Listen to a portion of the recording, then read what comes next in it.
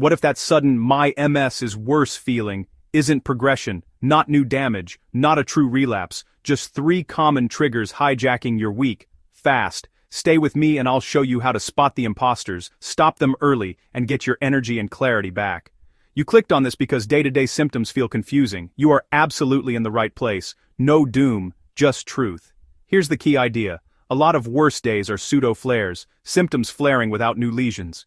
Heat, overdoing it, stress, or a sneaky infection can scramble already busy neural pathways. Think of your nervous system like a rerouted network. It works harder to send every signal. Add one extra demand, a hot shower, a big errand sprint, a stressful meeting, and the whole system lags. It feels like relapse, then improves when you cool down, rest, hydrate, or the trigger passes. That distinction matters. Progression means new damage. Pseudo-flare means temporary disruption, uncomfortable, real, but fixable. In this video you'll learn the fastest tells, when to chill and pace, when to call your neuro, and how to prevent the "I felt fine, then crash" spiral. Keep watching. The #1 trigger that fools almost everyone lands at the end. Ready to unmask them? Let's go.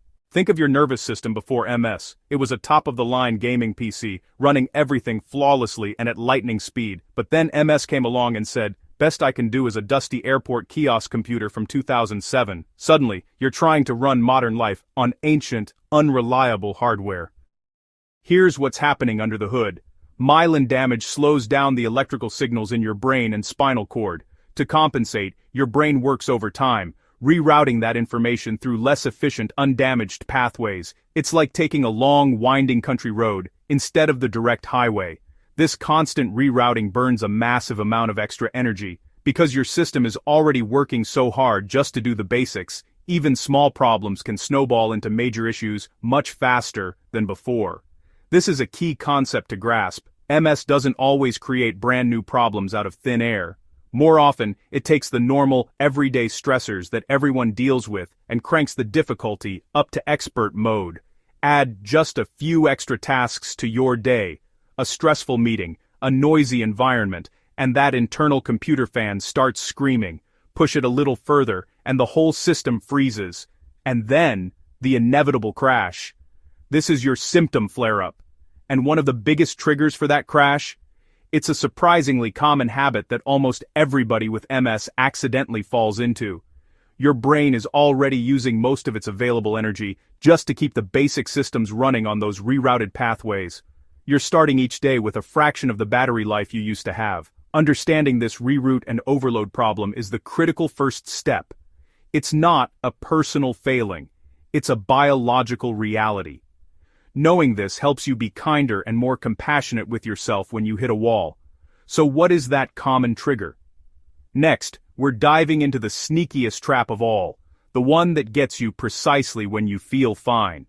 I feel amazing. And then, crash.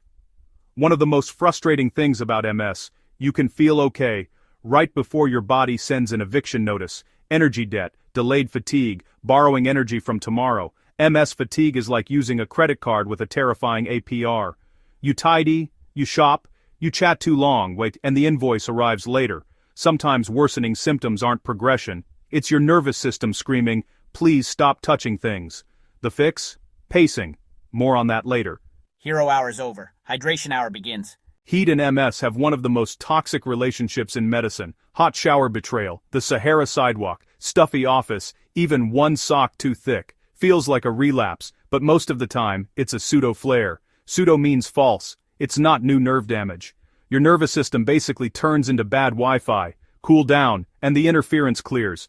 Symptoms often lift fast. Become a cooling master. Vest, neck wrap, even a spray bottle. Plan for cooler hours. Wear breathable layers. Skip the steamy marathons. I have defeated the sun. Stress doesn't just affect mood with MS. It can rattle sleep, energy, pain, focus. The whole group project, and to be clear, you didn't cause your MS. This isn't toxic positivity. Fight or flight hormones spike and your already busy brain gets slammed. Your nervous system already has trust issues. Stress walks in like, wanna panic harder, cue-crushing fatigue, pins and needles, fog so thick you forget your name for a second. It's a chemical storm, not a character flaw. Turn down the alarm. 5 slow breaths, a 2-minute walk away, and 1 strategic no. Rest is strategy, not laziness. But there's another hidden trigger that catches people off guard. Infections and sleep. The sneaky duo. Why are my legs weird again? Colds, UTIs, sleep deprivation, general inflammation can temporarily worsen symptoms without a relapse. MS sees a minor illness and reacts like someone pulled the fire alarm in a raccoon shelter. New symptoms, days-long symptoms, or major function changes. Call your neuro. Your body diverts energy to fight, fewer resources for signal routing. Sleep is brain maintenance. Skip it and you wake up with the same overloaded processor, plus a lower battery. Track fevers, urinary burning, coughs. Patterns reveal the hidden battle. If you suspect infection, ring your doctor early. Treating it often calms MS fastest. Okay, what actually helps like right now? Rapid-fire strategies next. Forget the magic supplement speeches. Forget being told to just think positive. We're talking about actual practical stuff that helps you manage your MS symptoms day to day. Think of this as IT support for your nervous system. When the hardware is a bit glitchy, you need smart software solutions to keep things running smoothly. Let's build your toolkit. First, pacing. This is your new religion. It means doing less than you feel you can on good days, so you don't steal energy from tomorrow. The golden rule: stop to rest, you feel tired. That feeling of fatigue is a warning sign you've already overdrawn your account. Next, cooling. Heat is kryptonite for many with MS. Plan your big tasks for cooler mornings or evenings. Embrace layers you can shed, and don't underestimate the power of a good cooling vest, neck fan, or strategically placed cold packs. Sleep hygiene is non-negotiable. Your brain does its repair work during sleep. Make your bedroom a cave. Cool, dark, and quiet. Stick to consistent bedtimes and wake times, even on weekends. And yes, you really have to turn those screens off an hour before bed. The blue light is not your friend. Stress management. Stress is a major trigger.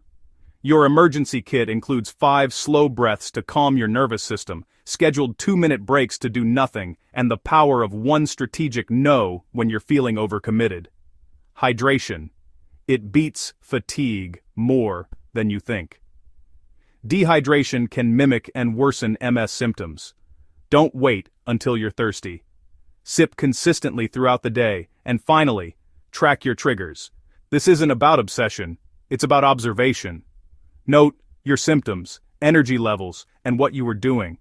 Over time, patterns emerge, turning chaos into choices you can control. Remember, managing MS isn't about becoming a perfect symptom-free superhuman. It's about making your nervous system's job less chaotic, one smart choice at a time. Quick pause. If this is helping, tap subscribe so you don't miss the next MS Basics Untangled. Now, theory is great, but what does this look like in real life? Let me show you how real people made this work. Not miracle cures, just smarter rules. Carla ditched Saturday deep clean marathons for 1 room a day with a 20-minute rest, apartment still clean, and weekends back. Sam moved gardening to mornings, added a hat and a cooling vest. Over an hour outside, no noodle legs. Maya tracked that week-long crashes started with subtle UTI signs. She calls it the first hint, no more lost weeks. So, what's the big reveal you came for? It's not always progression, it's triggers mimicking progression. Here's how to tell the difference, and exactly when to call your doctor. Big reveal. Many sudden symptom surges are pseudo-flares. Heat, infection, overdoing it, stress, poor sleep, without new damage. Suspect triggers if symptoms rise fast, improve with cooling, josh rest, and fade within hours to a couple of days. Call your neuro if brand new symptoms last days, or big functional changes. Or, if you're unsure, if you've ever felt betrayed by your body, you're not crazy, and you're not alone. A lot of what feels random actually has patterns you can spot. I have defeated the sun. Start small, be kind to yourself, and stack wins. Or, if your brain feels like it has 38 tabs open, this next one will hit way too hard. If this helped, like the video, drop a comment with your sneakiest trigger, and subscribe for honest MS clarity. Today, Windows 95 Brain, the I Feel Fine trap, heat hacks, stress tools, sleep and infection alerts. Thanks for being here. We're figuring this out together. Tap 1. I'll meet you there. System stabilized-ish. See you in the next one.